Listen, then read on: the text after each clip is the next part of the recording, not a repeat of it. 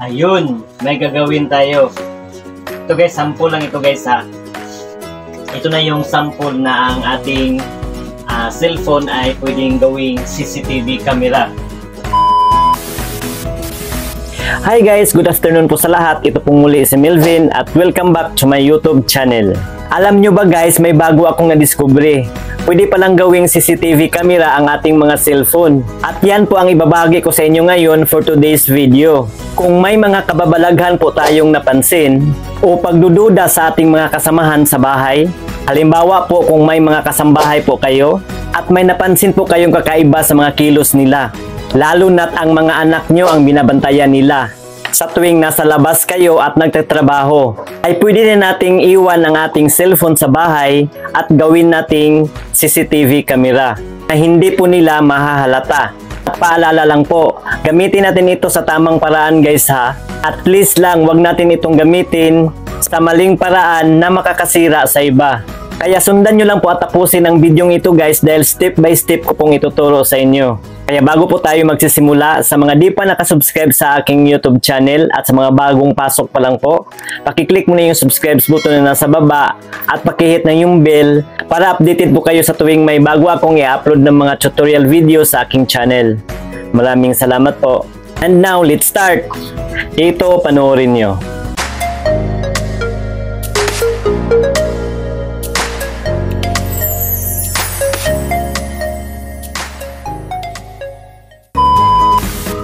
So ayan po guys, ang una po natin gawin ay dadaan muna tayo sa Play Store at i-download natin ang app na ito.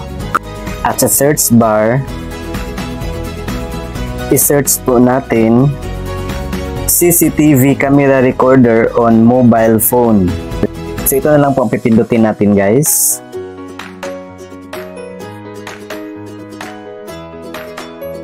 Ito po guys, so CCTV video recorder.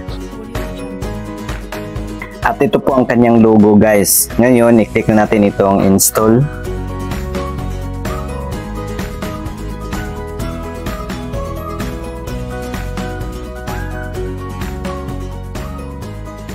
At ayan po, install na po. I-open na natin.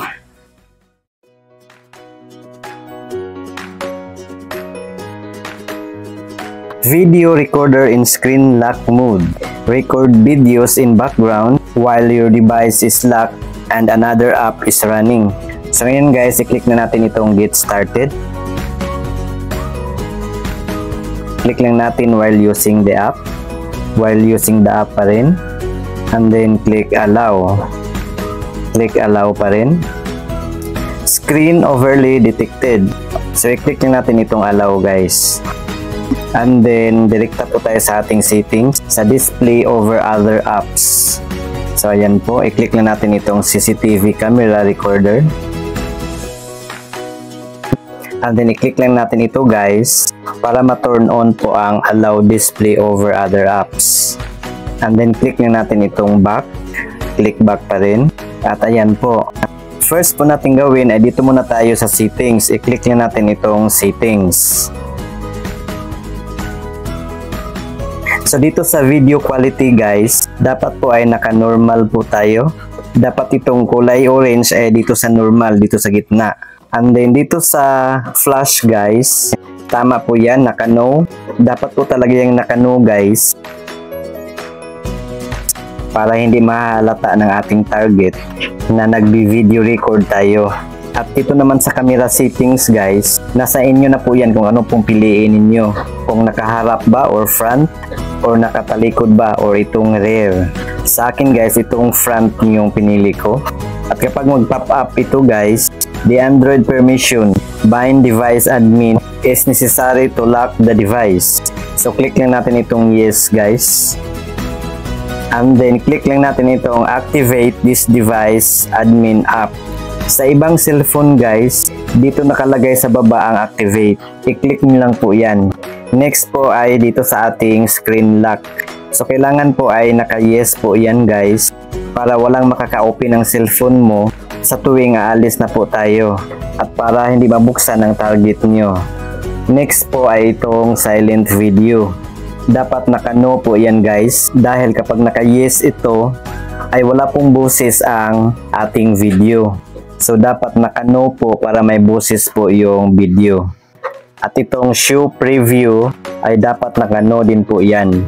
At pagkatapos nating maset guys, pwede ninyong i-screenshot ito guys para may guide po kayo. At pagkatapos nating maset guys, i-click natin itong update. So ngayon, ang susunod po natin gawin ay dito na po tayo sa video recorder. I-click na po natin ito. At ayan po, naka-display po dito ang battery percentage ng ating cellphone at ang storage memory ng ating cellphone. Mas maganda dito guys ay mataas yung storage ng ating cellphone. Katulad sa akin guys, may naiwan pang 139 GB sa aking cellphone. So kasya po ito kahit isang araw po itong naka-on sa loob ng bahay. At importante din po dito ay hindi madaling malubat ang ating cellphone. So ayan po, kapag paalis na po tayo ng bahay ay saka na natin i-click itong start. At kapag na-click na natin yung start guys, ay automatic na po yung ma-off ang screen. Katulad nito guys, i-click ko na itong start. At ayan po, automatic na nag-off ang screen. So ngayon, pagbalik ko, ayan. At pagbalik na natin ng bahay, i-click na natin itong stop. So pag-click na natin ng stop, katulad nito guys, halimbawa, i-click ko na itong stop. Ang video ay automatic na magsisave dito sa ating app. Ayan po. At pwede rin po itong gamitin guys kahit wala pong internet connection or data connection. So ngayon guys, susubukan po natin ito. Ipapakita ko po sa inyo actual kung legit po ba ito. So ayan po guys, subukan po natin. Ipapakita ko po muna sa inyo na naka-off na po yung wifi at data ko. So susubukan natin kung gagana ba kahit walang internet connection. Ayan po. Pindutin na natin itong CCTV camera app. At ayan po, i-click na natin itong get started. Pagkatapos nyan, i-click na natin itong video recorder. So ngayon guys, i-click na natin itong start.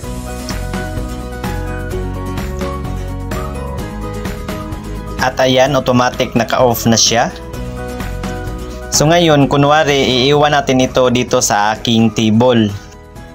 At dahil nakasit po iyan sa front cam, so iharap natin ang ating cellphone. Hello guys! Ayun, may gagawin tayo. Ito guys, sample lang ito guys ha. Ito na yung sample na ang ating cellphone ay pwedeng gawing CCTV camera. Ayan po, naka-off na po yan.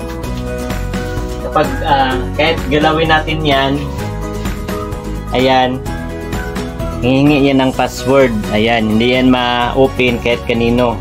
Ikaw lang ang makaka-open yan guys. So yun lang. So ngayon guys, halimbawa nakauwi ka na ng bahay at buksan na natin ang ating cellphone. At ayan po, nanghingi na ng password. Stop na natin ito guys. Ayan, click lang natin yung stop. Pag click natin yung stop guys, automatic na po yung magsisave yung video dyan po sa application. I-click lang natin yung video para mapanood natin yung ginagawa ng nasa loob ng bahay. So pakinggan po natin guys kung may boses po ba.